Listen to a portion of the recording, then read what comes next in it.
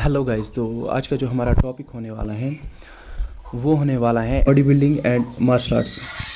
आप ऐसे समझ लो, अगर आप पानी पीना चाहते हो, सॉल्टेड वाटर या तो शुगरी वाटर, और आप काम कर रहे हो, आप दोनों एक साथ मिक्स करके पी रहे हो, उसमें सॉल्ट भी डाल रहे हो और शुगर भी डाल रहे हो, तो ऐसे है बॉडी बिल्डिंग और मार्शल आर्ट्स। आप दोनों को कंबाइन करके नहीं सीख सकते। मेरी पर्सनल एक्सपीरियंस ये है कि मैं इंटरनेशनल गोल्ड मेडलिस्ट भी रह चुका हूँ। मैंने टोटल 3 ब्लैक बेल्ट कराटे में किए हैं, ताइक्वांडो में दो ब्लैक बेल्ट किया है और किक बॉक्सिंग में 1 ब्लैक बेल्ट कंप्लीट किया है। प्रोफेशनल कोच हूँ मार्शल आर्ट्स का, ऐसे समझ लो।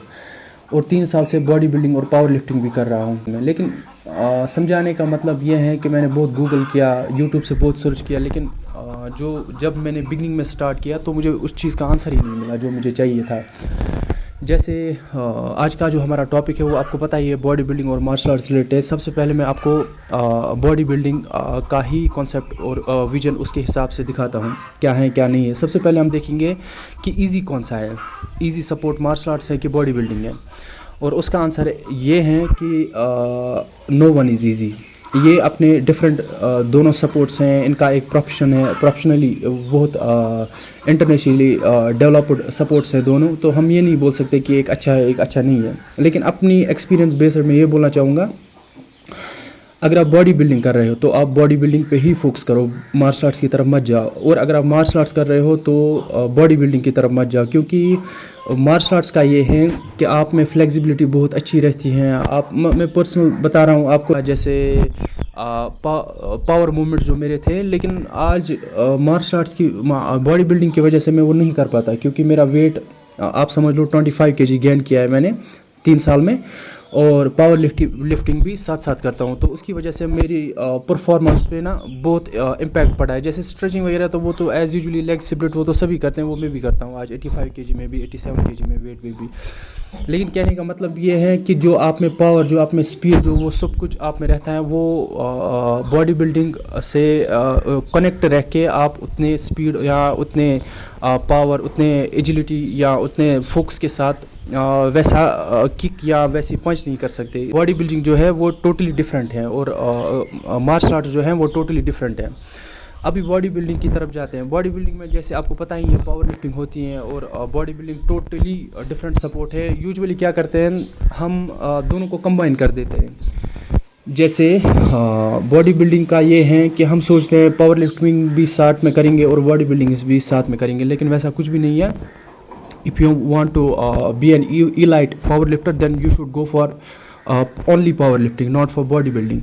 इससे क्या होता है, अगर आप पावर लिफ्टिंग पे फोकस करते हो तो उसमें रेप रेंज बिलो 6 रहती है, वो तो आपको पता ही है। आपको मिनिमम मेरी एडवाइस ये है, अगर आप पावर लिफ्टिंग करते हो तो एक वीक में आपको स्क्वाट 3 बार देना है, बेंच प्रेस 3 बार देना है, और क्या बोलते हैं इसको, डेड लिफ्ट 3 बार देना है।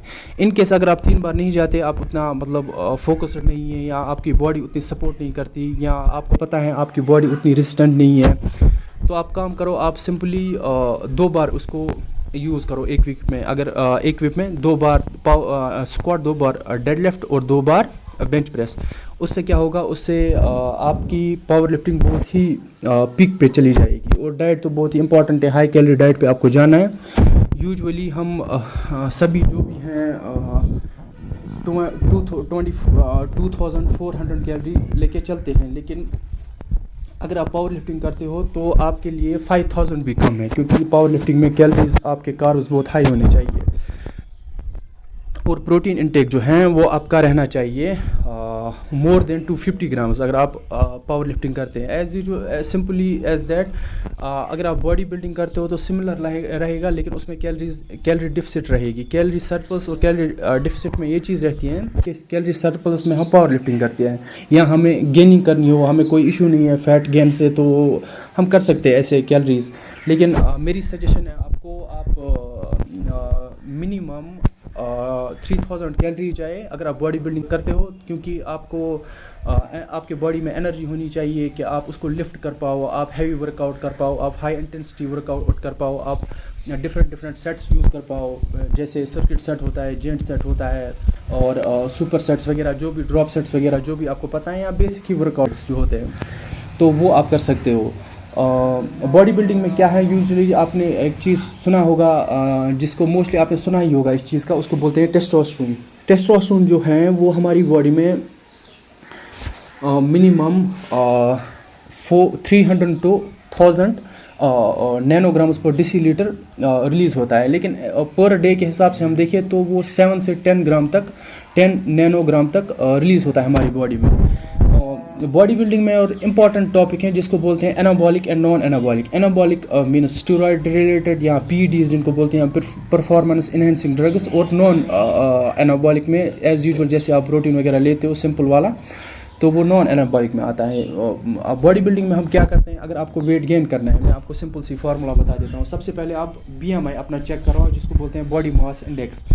बॉडी मास इंडेक्स में आपको क्या पता चलेगा, आपको ये समझ में आएगा कि आपकी बॉडी की फ़ैट परसेंटेज क्या है, आपको आपकी बॉडी की कैलोरीज कितनी होनी चाहिए, आपका प्रोटीन इंटेक कितना होना चाहिए, उससे आपका वो क्लियर हो जाएगा। अगर आपको वो समझ में नहीं आता और आपको वेट गेन करना है और वेट लॉस करना है, मैं फार्मूला बता देता हूँ। आप वेट गेन के लिए ना सिंपली जितना भी आप खाते हो ना उसका हाफ कर दो, और सुबह फास्ट कार्डियो किया करो। फास्ट कार्डियो से क्या होता है, हमारी जो बॉडी है ना 3 टाइप की एनर्जी यूज़ करती है। फर्स्ट वन इज़ जो कि फूड होता है, ग्लाइकोजन स्टोर हमारी बॉडी में रहता है, जो भी आप खाते हो वो आपकी बॉडी में स्टोर रहता है, वो हमारी बॉडी में एटीपी रिलीज़ करता है जिसको बोलते हैं एडेनोसिन ट्राइफॉस्फेट। उससे हमारा जो वर्कआउट होता है, मतलब पुश करता है हमें, वो ख़त्म हो गया तो आपको ऐसा लगता है कि आप वर्कआउट ही नहीं कर पाओगे क्योंकि आप में एनर्जी ही नहीं है। That is true, because ATP हमारी ख़त्म हो गई तो हम वर्कआउट ही नहीं कर सकते। तो सेकंड थिंग इज़ हमारा जो अगर हमने कुछ खाया, हमने डाइट खाया तो उसको बोलते हैं ग्लाइकोजन स्टोर थ्रू या डायरेक्ट एनर्जी थ्रू हमने वर्कआउट किया। सेकंड थिंग इज़ अगर आपने डाइट ही नहीं खाई है तो आप फास्ट वर्कआउट कर रहे हो। Fast workout means without diet वगैरह जो भी आपने खाई एनर्जी के लिए वो नहीं खाया, आपने ऐसे ही वर्कआउट किया, उसको बोलते हैं फास्ट वर्कआउट। फास्ट वर्कआउट में क्या होता है, आपकी बॉडी ना आपके फैट से एनर्जी यूज़ करती है। जैसे there are 3 sources of energy, first is food, second is fat and third is muscle.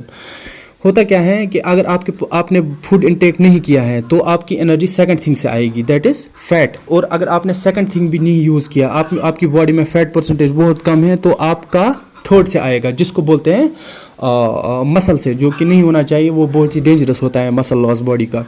तो उसमें डिप्रेशन, मूड स्विंग्स वगैरह वो ये रहते हैं।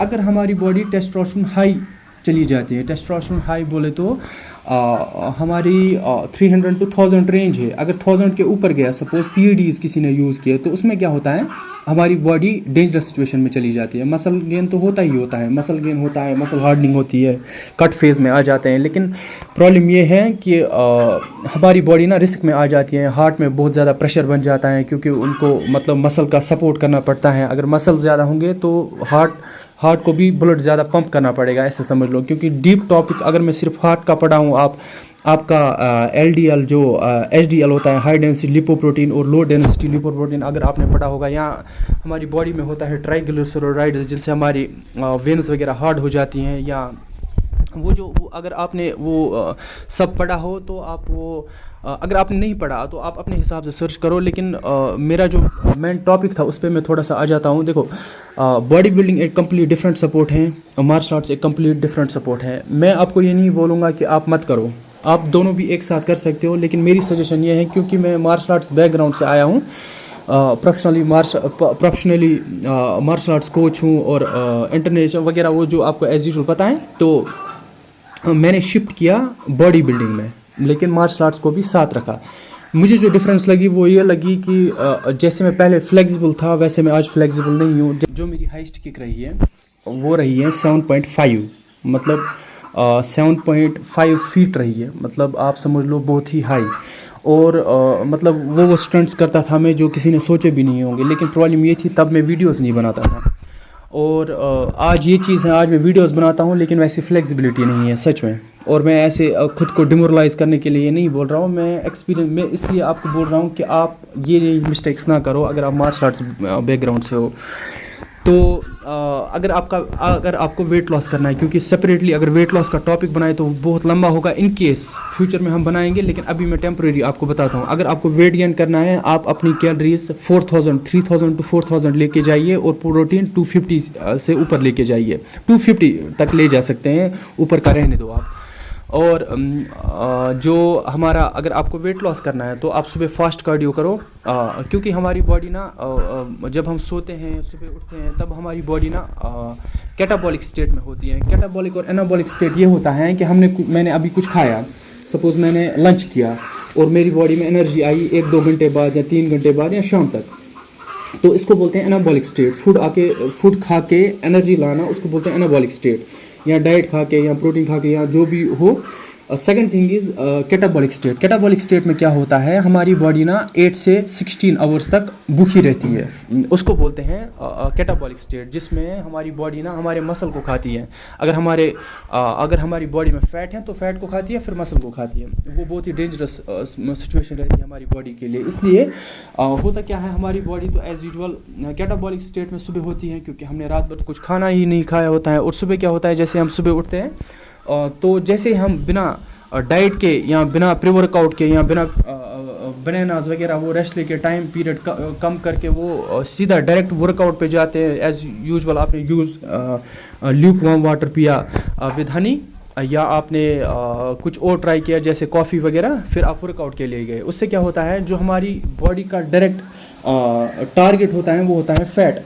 हमारी बॉडी का टारगेट जैसे ही फैट रहता है तो हमारी बॉडी में फ़ैट लॉस हो जाता है। तो वो है आपके लिए फार्मूला, अगर आपको फ़ैट लॉस करना है। और सबसे इम्पॉर्टेंट थिंग, आपको डेडिकेटेड रहना है, आपको अपने प्रोफेशन से जुड़े रहना है। आपको ये नहीं सोचना कि मैं नहीं कर पाऊँगा, नहीं, आप कर पाओगे। You are more than a diamond, ऐसे समझ लो, you are more than a gem. आप में वो एबिलिटी है, आप कर सकते हो। सिर्फ आपको एक शेड्यूल अपने लिए बनाना है, रेडी करना है, जिसमें आपको पता हो कि मुझे कब उठना है। जैसे आपको कंसिस्टेंसी रखनी है हर चीज़ में। आपको ऐसा नहीं सोचना कि मैं आज उठूँगा कल नहीं उठूँगा। तो आपको कंसिस्टेंसी रखनी है दोनों में, मार्शल आर्ट्स रिलेटेड भी, बॉडी बिल्डिंग रिलेटेड भी। तो ये था बॉडी बिल्डिंग का थोड़ा सा ऊपर से मोटे पॉइंट्स, क्योंकि एलॉबरेट करने में तो बहुत ज़्यादा ही टाइम चला जाएगा। हमारी बॉडी का टेस्टोस्टेरोन आपको समझा दिया, पावर लिफ्टिंग रेप रेंज समझा दी। मोस्टली हमारे बॉडी बिल्डर्स जो यूज़ करते हैं वो करते हैं हाइपरट्रॉफी रेंज। हाइपरट्रॉफी रेंज में क्या होता है, हमारी रेप रेंज जो रहती है वो रहती है 8 to 12। उसमें क्या होता है, हैवी लिफ्टिंग जब भी आप करो 8 to 12 रेप में, तो आपका सेट ना सक्सेसफुल सेट हो जाता है, क्योंकि वो आपकी मसल को जल्दी गेन करवा देता है। थर्ड थिंग इज़, एक तो हुआ पावर लिफ्टिंग सेट जो होता है वो बिलो 6 रहते हैं। उनमें सपोज ले लो आपको पावर लिफ्टिंग करनी है, तो आपको डेड लिफ्ट आज देनी है।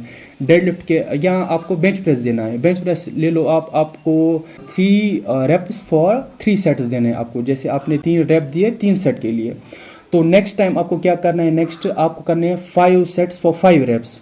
आपको ऐसे ट्राई करना है, या करना है मतलब इस वीक आपने किया 3 रेप्स फॉर 3 सेट्स, अगले टाइम आप करो 3 रेप्स फॉर 5 सेट्स, फिर आप करो 5 रेप्स फॉर 5 सेट्स। ऐसे आप स्केड्यूल बना, नो मोर देन 5। अगर आपको लग रहा है कि आपके रेप आ रहे हैं तो डोंट गो फॉर सेट्स और reps, go for weight, you should increase your weight, ऐसे समझ लो आप। तो सेकंड थिंग इज़, अगर आप बॉडी बिल्डिंग में हो हाइपरट्रॉफी रेंज जाते हैं, और second formula is high intensity range. High intensity range means more than 12 reps. अगर आप 12 से 25 रेप्स तक जाते हैं उसको बोलते हैं high intensity range. High intensity range का अपना एक डिफरेंट बैकग्राउंड है, और हाइपरट्रॉफी रेंज का डिफरेंट, और पावर लिफ्टिंग का डिफरेंट। क्योंकि अगर हम हाई इंटेंसिटी रेंज में जाते हैं, पंप फील करोगे ही करोगे, वो तो 100% है, लेकिन उसमें ये चीज़ है कि आपका मसल डिफरेंट टाइप का गेन हो जाता है। जबकि अगर आप हाइपरट्रॉफी रेंज में जाते हो तो आपका वो मसल ऐसे इस शेप में आ जाता है, इस शेप में। जबकि अगर आप हाई इंटेंसिटी रेंज में जाते हो तो उसमें आपका थोड़ा सा ऐसे मसल हो जाता है। तो बहुत ही डिफरेंट है। जो हमारा मसल है हाई इंटेंसिटी रेंज में वो ऐसे लीन चला जाता है और लंबा चला जाता है, जबकि हाइपरट्रॉफी रेंज में आपका ऐसे ब्लॉक टाइप का बन जाता है। ठीक है, पावर लिफ्टिंग का तो है ही नहीं। पावर लिफ्टिंग में आपको इस चीज़ पे फोकस ही नहीं करना है, मसल है कि नहीं है, आपको सिर्फ लिफ्ट पे फोकस करना है, कैसा भी हो कैसा नहीं हो। और सबसे इम्पॉर्टेंट थिंग, जब भी आप कोई एक्सरसाइज करो, जब तक आपका पोस्चर सही नहीं है, आपका पोस्चर सही नहीं है, तो आप ये समझ लो कि आपकी एक्सरसाइज बहुत ही ख़राब जा रही है। तो आप पोस्चर पे बड़ा ध्यान रखो कि वो सही जा रहा है, आपकी एक्सरसाइज परफेक्ट जा रही है नहीं जा रही है, वो आपको देखना है। क्योंकि आपको पता है आपकी बॉडी किस लेवल की है, आपकी बॉडी कैसे रिस्पांस देती है, कैसे रिस्पांस नहीं देती है। मेरे हिसाब से मेरी बॉडी जो रिस्पांस देती है वो हैवी लिफ्टिंग पे देती है, या मैं मोस्टली कुछ वीक्स पावर लिफ्टिंग करता हूँ, कुछ वीक्स बॉडी बिल्डिंग करता हूँ। मार्शल आर्ट्स तो मैं कंटिन्यू ही मार्शल आर्ट्स के साथ ही हूँ, तो आपको पता ही है। सेकंड थिंग, अभी हम जाते हैं मार्शल आर्ट्स पे। मार्शल आर्ट्स पे कोई भी लेना देना नहीं है, आपका मसल कैसा है, आपकी डाइट कैसी है, वो आपको जैसे एज यूजुअल जो आप खाते हो वही खाते हो। मेरी सजेशन ये है कि आप मार्शल आर्ट्स से पहले कुछ केले खाया करो, जिससे आपकी एनर्जी थोड़ी सी इंक्रीज़ हो जाएगी, एटीपी आपका हाई हो जाएगा, उससे आपको एनर्जी मिलेगी मार्शल आर्ट्स के लिए। जैसे कि मैं अपने स्टूडेंट्स को ये सजेस्ट करता हूँ कि आप बनानास वगैरह खाया करो, और वर्कआउट में जब हमारी ट्रेनिंग होती है उसमें आप ग्लूकॉन डी मिला के लाया करो। ग्लूकॉन डी जो कहीं पे भी मेडिकल शॉप पे आपको मिल जाता है, क्योंकि ग्लूकॉन सी और ग्लूकॉन डी बहुत ही डिफरेंट है, समझाने में बहुत टाइम लगेगा। ऊपर से ही मैं थोड़ा सा बताता हूँ आपको। ग्लूकॉन डी ना, हमारी बॉडी विटामिन डी की कमी हमारी बॉडी में रहती है, क्योंकि जितना हमें चाहिए पर डे का आईयू इंटरनेशनल यूनिट जितने भी हमें चाहिए वो नहीं मिलते। तो हमारे बून जो है ना वीक हो जाते हैं, उसकी वजह से हमारी ग्लूकॉन डी बहुत ही इंपॉर्टेंट है। विटामिन सी तो मिल ही जाता है, इसलिए मैं ग्लूकॉन सी नहीं रिकमेंड करता बच्चों को। ग्लूकॉन डी में क्या है, हमारी बॉडी ना दो तरीक़ों से हमारी बून ना स्ट्रांग हो जाती है। एक होती है कैल्शियम और दूसरा होता है विटामिन D3। विटामिन डी के बहुत टाइप्स हैं। विटामिन D3 में क्या होता है, आपका उसकी एक चेन है। अगर आप कैल्शियम खाया और आपको पता नहीं कि वो बून तक गया कि नहीं गया, उसका फॉर्मूला ये है कि वो बून तक तब जाएगा जब आप में उसके साथ विटामिन D3 खाते हो। और विटामिन D3 का एक दूसरा चीज़ है, उसके साथ K2 यूज़ करना है। K2 एक सिमिलरली ऐसी, जैसे ये विटामिन है उसका एक वर्जन है K2 का एक लिंक है, उसको बोलते हैं MK7। ये एक चेन है, जैसे calcium, vitamin D3, K2, MK7। जब भी आपको बून के लिए लाना हो तो मेरी सजेशन ये है, सप्लीमेंट आता है बून के लिए जिसको बोलते हैं ग्लूकोसामिन एंड MSM। मैं ऊपर लिख दूंगा, आप देख लेना वो, अगर आपके बून वीक हैं। तो सेकंड थिंग इज़, जब हम पोस्ट वर्कआउट, जैसे हमने मार्शल आर्ट्स ट्रेनिंग बच्चों को दी, तो हम पोस्ट वर्कआउट में बोलते हैं उनको अंडे 2-4 खाओ। अंडे 2-4 में क्या होता है आपको यूजुअली पता है, गूगल है जो मैं बोल रहा हूँ, आप सर्च कर सकते हो। अगर आपको लग रहा है कि मैं गलत बोल रहा हूँ वगैरह, वो ये बाय मिस्टेक हो सकती है कहीं पे, लेकिन मुझे नहीं लगता इस वीडियो में कोई भी गलती है, क्योंकि रिसर्च बेस्ड है और बहुत ही टाइम मैंने दिया है इन चीज़ों में, इनको अंडरस्टैंड करने में और रिसर्च में। तो पोस्ट वर्कआउट जैसे मार्शल आर्ट्स के क्लास ऑफ हो जाते हैं, तो मैं अंडे इसलिए बोलता हूँ क्योंकि थोड़ा सा प्रोटीन इंटेक हो जाता है बॉडी में, जो वहाँ पे एनर्जी लूज़ हुई उसका भी थोड़ी सी भरपाई हो जाती है, इसलिए मैं बोलता हूँ। एज यूजुअल बॉडी बिल्डिंग में जैसे होता है प्री वर्कआउट, इंट्रा वर्कआउट और पोस्ट वर्कआउट। प्री वर्कआउट में हम जो भी लेते हैं, प्री वर्कआउट में जैसे मैं L-alanine बोलता हूँ, ग्लूटामीन वगैरह जो भी हैं, ऐसे तो एलाबोरेट करके मैं सब बोल दूंगा तो आपको हेक्टिक हो जाएगा। तो इंट्रा वर्कआउट में जैसे BCAA ब्रोंचियल एमिनो एसिड्स ले जाते हैं हम, और पोस्ट वर्कआउट में एज यूजुअल प्रोटीन लेते हैं हम विद मोनोहाइड्रेट ले लो आप, उसमें एक्स्ट्रा ऐड कर सकते हो, या चिकन वगैरह जो खाते हो आप विदाउट सप्लीमेंट्स भी चलेगा, नो प्रॉब्लम। अगर आप बॉडी बिल्डिंग करते हो तो मैं आपको से बताना चाहूँगा, सुबह ब्रेकफास्ट अच्छे से करो। प्री वर्कआउट यूज़ करते हो कि नहीं करते हो, पोस्ट वर्कआउट में प्रोटीन यूज़ करो। अगर नहीं होता पोस्ट वर्कआउट में, अंडे वगैरह खाओ अच्छे से। अगर चिकन अफोर्ड कर सकते हो तो चिकन खाओ। मुझे पता है ये वीडियो बहुत लंबा जा रहा है, I really apologise for that, but ये जो वीडियो है ना आपको कहीं पे नहीं मिलेगी, और आपके जो भी मिसकंसेप्शन वो ठीक हो जाएंगे। देखो बॉडी बिल्डिंग में ना सेम एफर्ट्स लगते हैं, मार्शल आर्ट्स में भी सेम एफर्ट्स लगते हैं, दोनों डिफरेंट गेम्स हैं, हम इनको कंपेयर नहीं कर सकते।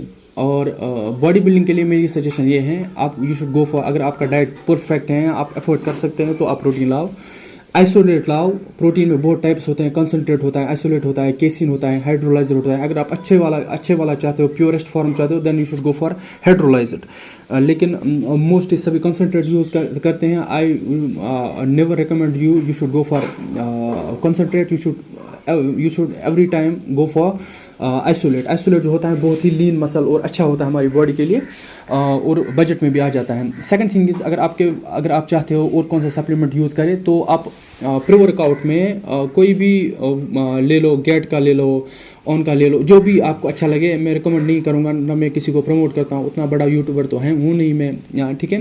तो प्री वर्कआउट में आप कोई भी प्री वर्कआउट ले सकते हो, क्योंकि आपका पंप अच्छा आएगा, आपका मसल ब्रेकडाउन अच्छा होगा, तो आपका पोस्ट वर्कआउट बहुत सही काम करेगा। ऐसे हम प्री वर्कआउट यूज़ करते हैं, उसमें एक चीज़ होती है जिसे बोलते हैं एल-ल्यूसीन। एल-ल्यूसीन क्या होता है, वो हमारी बॉडी को ट्रिगर कर देता है रिकवरी प्रोसेस के लिए। जैसे पैडल देना है साइकिल पे, तो आपने पैडल जैसे स्टार्ट किया तो आपकी जो साइकिल है वो आगे चली जाएगी। सिमिलरली हमारा जो एल-ल्यूसीन है वो ये काम करता है, वो हमें वो जो है ना वो किक देता है बॉडी को रिकवरी प्रोसेस के लिए। इसके लिए वो प्री वर्कआउट में ऑलरेडी होता है, उसमें बहुत सारे होते हैं, ऐसे एलाबोरेट करके टाइम लगेगा। तो आपको प्री वर्कआउट यूज़ करना चाहिए, पोस्ट वर्कआउट यूज़ करना चाहिए। आपका प्रोटीन बहुत ही सही होना चाहिए। You should avoid junk and you should avoid oily and fast foods. Martial arts के रिलेटेड ये हैं कि आप एक दिन में मिनिमम अगर हो सके तो सुबह और शाम को प्रैक्टिस किया करो। जैसे मॉर्निंग में क्या होता है, आपका माइंड बहुत ही फ्रेश होता है, आपको फोकस करने में अच्छा महसूस होता है। आप कोई भी चीज़ सीखो ना, आपका फोकस बहुत ही टारगेटेड होता है। तो मॉर्निंग में आप मार्शल आर्ट्स करो और इवनिंग में आप मार्शल आर्ट्स करो। दोनों टाइम सेम है या दोनों टाइम पे आप करो, कोई प्रॉब्लम है नहीं। मार्शल आर्ट्स रिलेट में आपको मैं बताना चाहूँगा, आप फ्लेक्सिबिलिटी पे बहुत ज़्यादा फोकस करो। किकिंग वगैरह वो तो होती ही है, आपका जो भी गेम है, ताइक्वांडो है, कराटे है, किक बॉक्सिंग है, जूडो है, वुशो है, जो भी है आपका गेम, आप सर्टिफिकेट्स के पीछे मत जाओ, आप टैलेंट के पीछे जाओ, आप अपनी हार्ड वर्क को पीक पे ले जाओ। आप ये मत सोचो कि मेरे सर को आता है नहीं आता है, आपको जो आता है that matters, what your sir knows it doesn't matter. तो आप अपने आप को उबार के लाओ। आप अपने आप को ऐसा मत सोचो कि न्यूज़पेपर में सभी आते हैं, यूट्यूब पे सभी आते हैं, फेसबुक पे भी सभी आते हैं, लेकिन what different thing which you have got makes you the champion. आप में जो सब करते हैं, बॉडी बिल्डिंग सभी करते हैं, मार्शल आर्ट सभी करते हैं, then what is the difference between you and a body builder, what is difference between you and martial artist? Same ही तो है, सभी कर रहे हैं, लेकिन जो पीक पे ले जाना खुद को, दैट्स व्हाट मैटर्स। तो मार्शल आर्ट्स का ये था और बॉडी बिल्डिंग का ये था। मेरी अपनी ओपिनियन में आपको देता हूँ, किसी को नाराज़ करने के लिए नहीं, किसी को बोलने के लिए नहीं। अगर आप मार्शल आर्ट सीखते हो then you should not go for body building. अगर आप बॉडी बिल्डिंग सीखते हो तो it is very hectic for you to get into body building, क्योंकि क्या है, मार्शल आर्ट्स फ्लेक्सिबल होते हैं और अगर बॉडी बिल्डिंग में चले जाते हैं उनकी फ्लेक्सिबिलिटी कम हो जाती है। सेकंड थिंग, आप कितना भी कर लो फ्लेक्सिबिलिटी एक्सरसाइज साथ करो, मुझे पता है मैं बहुत ही ज़्यादा फ्लेक्सिबिलिटी साथ में करता था, आप एक्सपेक्ट भी नहीं कर सकते कि मेरा वर्कआउट कितना हार्ड था। तो सेकंड जो है, अगर आप बॉडी बिल्डिंग कर रहे हो और आप मार्शल आर्ट्स में आना चाहते हो तो ये चीज़ है कि बॉडी बिल्डिंग में आपका मसल बहुत ही स्ट्रॉन्ग रहता है, आपकी फ्लेक्सिबिलिटी कम ही रहती है, क्योंकि बिल्डिंग पे फोकस कर रहे हैं हम, थोड़ी फ्लेक्सिबिलिटी फोकस कर रहे हैं। तो मार्शल आर्ट्स में जाओगे तो बहुत ही हालत ख़राब होने वाली है। लेकिन मेरी सजेशन है कि मार्शल आर्ट्स कर रहे हो तो प्रोफेशनली मार्शल आर्ट्स करो, don't think of body building और एनी अदर सपोर्ट। अगर आप बॉडी बिल्डिंग कर रहे हो तो बॉडी बिल्डिंग ही करो, ऐसा मत सोचो कि बॉडी बिल्डिंग में क्या है, सबसे बेस्ट टाइमिंग क्या है वर्कआउट करने की। देखो, अपनी मॉर्निंग में वर्कआउट आप करो, उसका अपना एक एडवांटेज है, इवनिंग में वर्कआउट करो तो उसका अपना एक एडवांटेज है। कॉर्टिसोल वगैरह वो हमारी बॉडी में हाई होता है, तो I should always recommend you that you should go for body building whenever you need. अगर आपको गेन करना है तो आप इवनिंग में करो, अगर आपको लॉस करना है तो आप मॉर्निंग में करो। तो ये था हमारा आज का video. Hope you guys like this video, keep sharing and supporting our videos. ये जो हमने वीडियो ऐसे ही जल्दी में क्रिएट किया, आज मुझे लगा नहीं था कि मैं आपके लिए वीडियो एक बना दूंगा, लेकिन जल्दी में हो गया क्योंकि मुझे लगा ये इंपॉर्टेंट है। तो thank you so much for watching our videos, keep sharing and supporting our videos. अगले वाले वीडियोस बहुत ही ज़्यादा इन्फॉर्मेटिव होंगे, मार्शल आर्ट्स रिलेटेड भी होंगे और बॉडी बिल्डिंग रिलेटेड भी होंगे, आपको दोनों में बेनिफिट लगेगा। I am power lifter also, so you don't need to go anywhere. अगर आपका कोई क्वेश्चन हो तो then you should comment and I will make next video on your topic. Thank you so much, take care.